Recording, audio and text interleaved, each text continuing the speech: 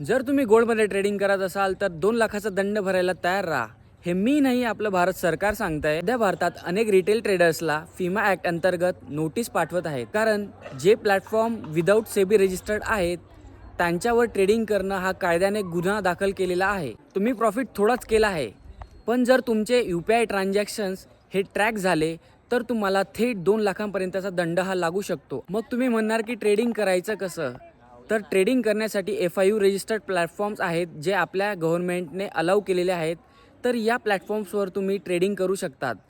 तुम्हाला legally trading करायची असेल आणि FIU रजिस्टर्ड प्लॅटफॉर्म्स माहिती हवे असतील तर तुम्ही मला आत्ताच या पेजला फॉलो करा आणि कमेंट करा लीगल. मी तुम्हाला लीगल वेजने कोणत्या पद्धतीने ट्रेड करता येईल हे डिटेलमध्ये समजावून सांगेन. आणि जर तुम्ही MT5वर ट्रेड करत असणार आणि UPI ट्रान्झॅक्शनद्वारे जर विड्रॉल घेत असणार तर ते कोणत्या पद्धतीने घ्यायला हवे हे मी तुम्हाला त्या याच्यामध्ये मेन्शन करून सांगेल.